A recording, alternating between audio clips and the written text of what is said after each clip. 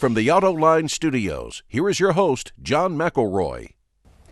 Thank you all for joining us on Autoline this week. You know, there's all kinds of Car of the Year awards, but guess what? There's also one that looks at the best engines in the business. Ward's Auto has been doing this for 20 years, looking at what are the best engines available in the U.S. market. And I've got some of those editors joining me today to talk about their latest selection. And this includes Drew Winter, Steve Finlay, Tom Murphy, and Christie Schweinsberg, and great having you all on Autoline this week. Thank you. Tom, let me start with you. 20 years. Wow, what a statement. It's really impressive. You've been doing it this long.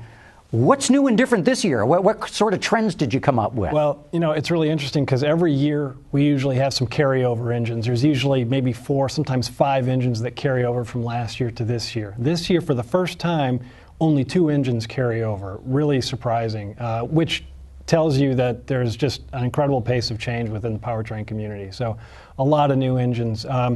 6 diesels were in our competition this year, and 3 of them made the list. So diesels really made an impression on us, more so than the hybrids. The hybrids didn't do quite as well, but yeah. So we evaluated 44 engines, 36 of them gas, 6 of them diesel, 2 of them pure electrics, and then 4 hybrids. Wow. So let's get into it. Christie, what really stood out on the list for you? Well, I'm a big fan of the 83 kilowatt motor in the 500E.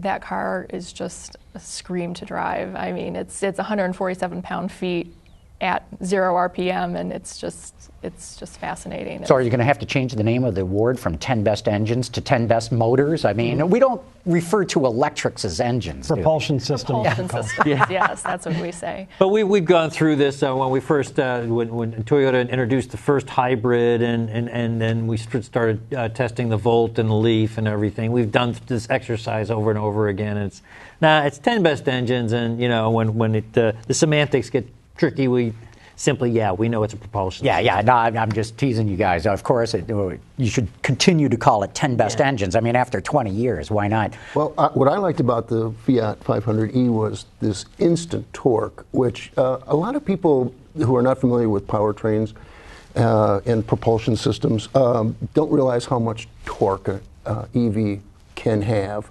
Granted, it doesn't go 200 miles an hour, but it does deliver instant torque, and that was what was cool about that engine. It's the vehicle you want to be driving when a semi is bearing down and there's this much space to get in front of it. And that's really what I was explaining to the cop who had pulled me over. The ticket. It's an electric. It can't go that fast. But he's not kidding. What was the other electric on the list? Tom, you said there were 2 electrics? Well, we studied 2, but the Spark EV didn't make the list. It scored highly, but we preferred the 500e. The Spark EV actually makes 3 times the torque. It's rated at 400 pound-feet of torque. So we had both vehicles at the same time, drove them back to back, and it didn't feel like the Spark EV was making 3 times more torque. So anyway, they're both good. The range is similar. You know, we were getting, I think, 85 miles of range when it was fully charged. So the EVs did quite well this year. Well, I think we all noticed how EVs are making these huge strides each year in drivability and addressing the whole issue of range anxiety that everyone talks about. They're really doing a better job of that, and both vehicles were a lot of fun to drive. Well, they're addressing it, but they haven't solved it. The range anxiety is very real for some people. Yeah. Well, you know, I got to believe it was the quietest motor that you tested. Let's go to the opposite end of the spectrum then. We talked about electric. What was the most powerful engines that you tested and made the list? Well, that had to have been the Corvette. Yeah, the Corvette was the most powerful that made the list, but the Shelby GT500 was also in the competition. Didn't make the list. It made the list last year, but we found that the difficulty of keeping that vehicle in a straight line, it makes for difficult drivability. And too much power for the chassis? I think so, yeah. On a public road, anyway. You know, the Corvette, to me, is the right power-to-weight ratio, and that's a much more enjoyable car to drive, in my opinion. And I see, too, looking at the list, you had, what was it, the Audi S5. S5, right, supercharged yep. V6. 5 years in a row, this engine has been on our list.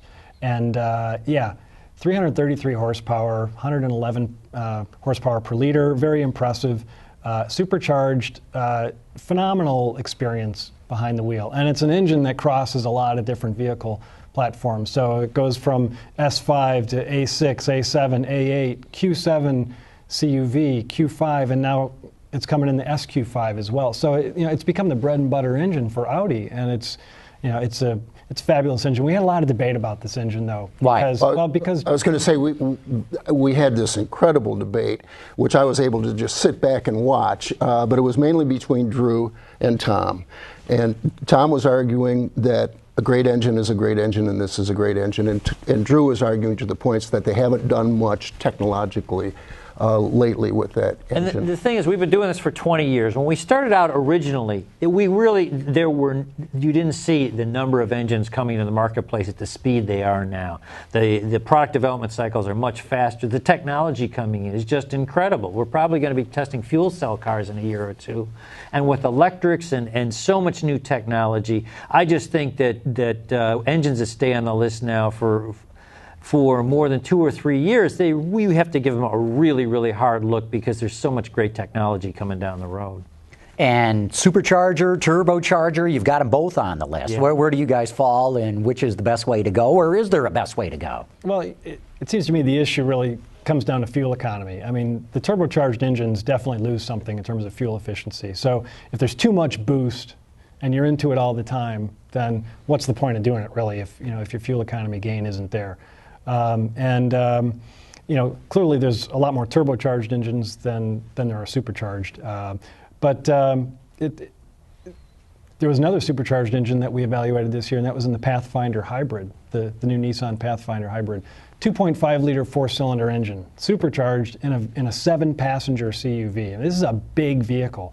And I thought it moved this vehicle really well.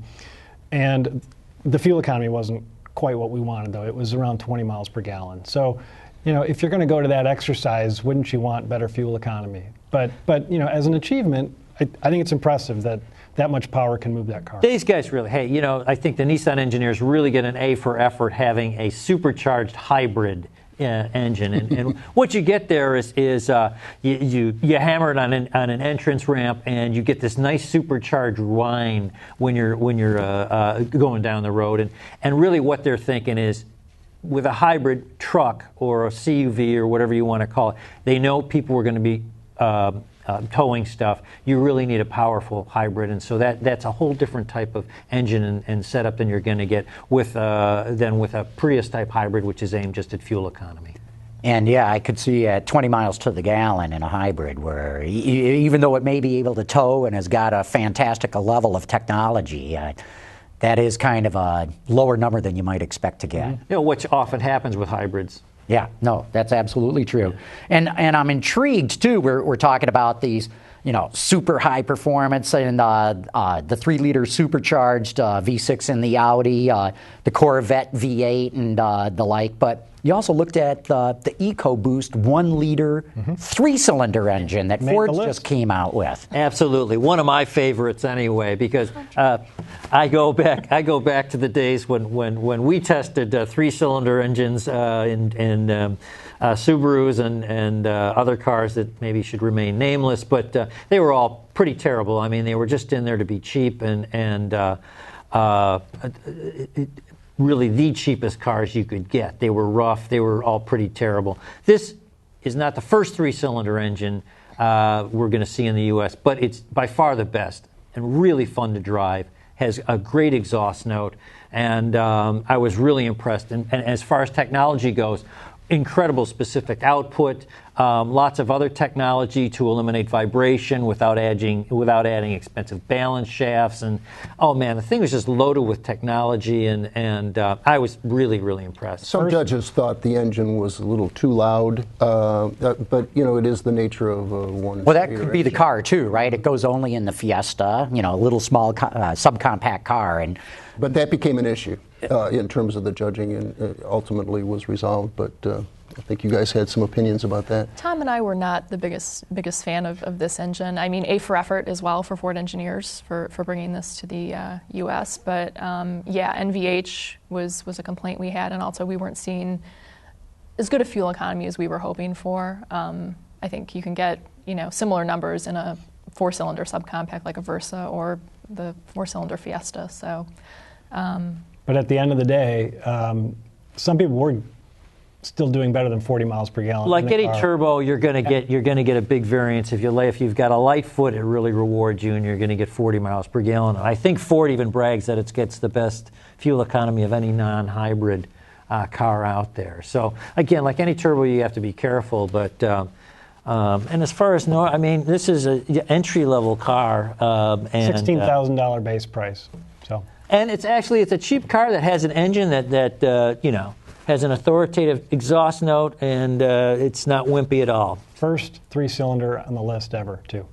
Yeah. To your point, there hadn't been a whole lot of them even in the past, and they were kind of ring-a-ding-a-ding kind of engines. And they're going to be, and this is going to be a huge trend too. I mean, already in Europe we're seeing a lot of 3-cylinders, 2-cylinder even, and 2-cylinders, and we're going to see them coming to the U.S. And I think this is probably a first good toe in the water where suddenly Americans in particular are going to realize that there's no shame in having a 3-cylinder. Yeah, and in the old days, you want a cheap car with a cheap engine, we'll give you a cheap car with a cheap engine, and you're probably going to regret it. That was the philosophy or the business model back then, and now you see a quality engine of that size and that price point. Well, and you all know the story, too, that when Ford introduced this at last year's Los Angeles Auto Show, they had one of the engineers take the block out to the show from Dearborn, and he put it in his carry-on luggage and put it in the overhead bin. So, I mean, when have you ever been able to get on board an airplane with an engine block in your luggage? Got through TSA. I just hope the PR guy who thought that one up got a nice raise. That was just a really great idea. We've been talking about boosted engines, supercharged or turbocharged. What about naturally aspirated? What really stood out with you guys? Well, for me, it's the Honda Accord V6, right. 3.5 liters, and consistently getting 28 miles per gallon. I mean, we drove a lot of 4-cylinder engines that couldn't do that. And in a car the size of the Accord, boy, it's really, really impressive. And it's interesting, we tested the 3.5 in the Accord, which has port injection.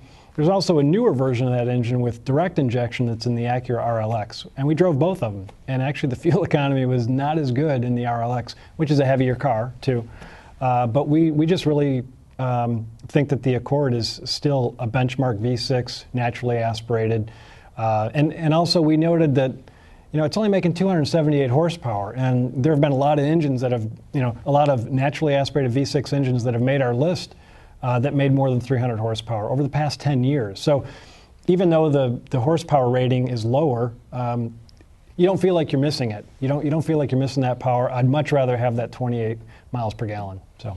Well, and I think there's a couple automakers out there that have really made engines a core technology, like BMW and Honda, and I think that really shows up in the engines that we tested, and particularly with the Honda, it really shows up that this is still a really important core technology to Honda. And if we're talking naturally aspirated engines, the Porsche Cayman 2.7 liter flat 6 roars nicely over your right shoulder. It just fills the cabin with this beautiful music. And again, it's about power to weight ratio, and the car weighs less than 2,900 pounds, and lots of power, and just a great matching of engine to the chassis. And came in under a price cap. And you should mention the importance of that. Yeah, this year we boosted the price cap. $55,000 base price was last year. Now it's at $60,000.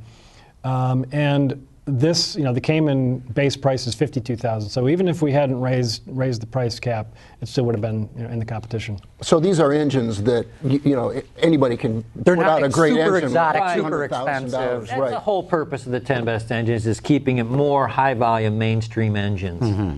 Christie, you mentioned earlier that you didn't like the NVH, the noise, vibration, and harshness of the 1 liter one, but then now Tom's saying, ooh, that Porsche engine, it's making sweet music. So there's a big difference, I thought. But explain that. What's the difference between a noisy engine and one that sounds great? Good question. Well, you expect a noisy engine in a Porsche. You don't expect it so much, at least That's in a not noise. modern. That is not noise.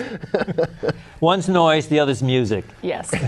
So it's the quality of the sound. noise. Yes, quality of the sound, the audio. Yes. And I describe it as a coarseness. Sometimes you can feel it in the steering wheel and even in the shifter. There's just kind of a difference you can tell, it's hard to describe, but it's a coarseness in the sound. If you feel that you I don't need get in the Cayman. If you feel you need earplugs, then it's noise. It's not like that in the Fiesta. Believe me. I mean, No, it's not. the 3-cylinder Fiesta is on the that engine is on the list for a good reason because it's truly breakthrough.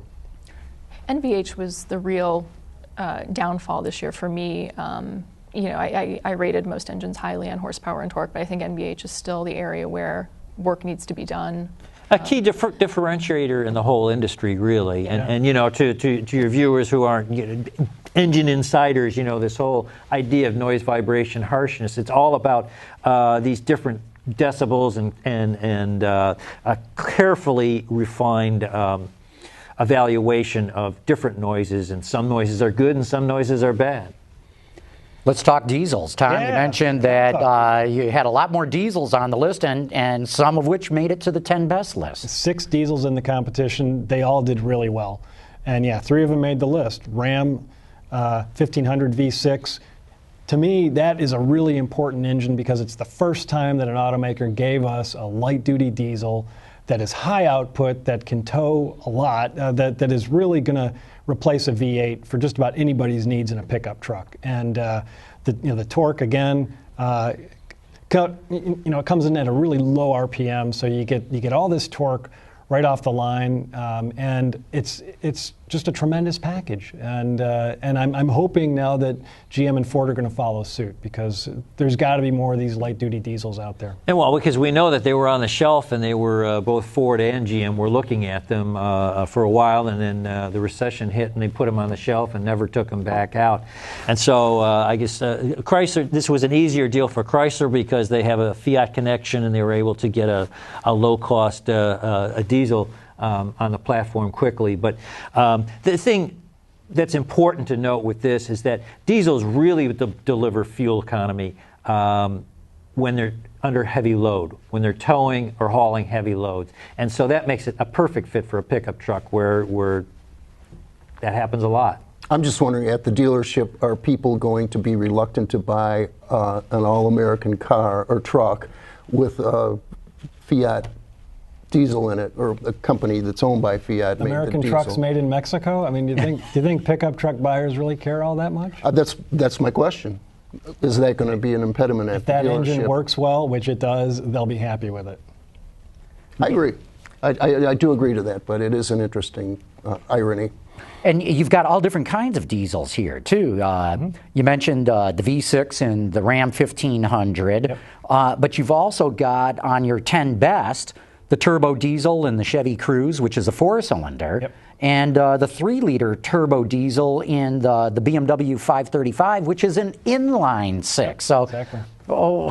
Very interesting. You got a 4, a straight 6, and a V6 in there. And the V6, there was another V6 that we evaluated in the Audi A6, the TDI. Great engine, similar NVH to the 5 Series diesel, except that the fuel economy was better in the BMW. That BMW that we drove was approaching 36 miles per gallon by all the editors who were driving it. And meanwhile, the 4-cylinder that we evaluated in the Chevy Cruze was just over 36 miles per gallon. So, and the Cruze we considered to be right up there with the 4-cylinder BMW that we have, the 328D that we evaluated, and also the Mercedes-Benz 2.1-liter 4-cylinder. Listen what you're saying. Chevy's got a better engine than BMW or Mercedes? In terms of a value proposition? Price. Yes. I mean, considering that the Cruze engine achieved similar fuel economy as the BMW 4-cylinder and better than the Mercedes 4-cylinder, and then considering that the price is in half, I mean, you can get in that, I think the one that we drove, the Cruze, was $28,000. And the BMW and the Mercedes, they were both, over $60,000. So, when you think about if the NVH is marginally better in the BMW or the Mercedes, definitely the value proposition goes with the Cruze. Aside from being impressed with the Cruze engine, I was impressed with General Motors coming out with it. It was pretty gutsy. They're putting a toe in the water. They acknowledge that. They have sort of a checkered history when it comes to diesels in cars. But this one really hits the mark. And we were getting 46 miles to the gallon on I-75 during a kind of a long-distance trip. And one GM engineer reportedly got 70 miles per gallon, which is amazing. I mean, talk about hypermiling. Well, that's hypermiling. Yeah. That's cheating. No, I want to ask the NVH critic and the hybrid proponent. What do you think of diesels, Christie? You know what? I think it was the opposite. I think the Cruze diesel had the best levels of NVH in terms of it was quieter, less vibration than the European luxury diesels that we tested. And how did it compare to the BMW 535D? Which unfortunately, I didn't make it into that one, but I did make it into the 328D that we tested, and I thought it creamed it. That 535D, as far as I'm concerned, is the quietest diesel I've ever. Sure is. And that was the big i6. And that was the i6. You can trace its history back. It goes way back. An inline six. I mean, that's got to be what, 40 years old? Not that the current version is, but it's got to be able to trace it back that far. And the i6 is that's it's a perfect. A perfectly balanced engine, more perfectly balanced than just about anything else, just the way a reciprocating engine works. And BMW really worked it well in the new 5 Series. It's just a wonderful car.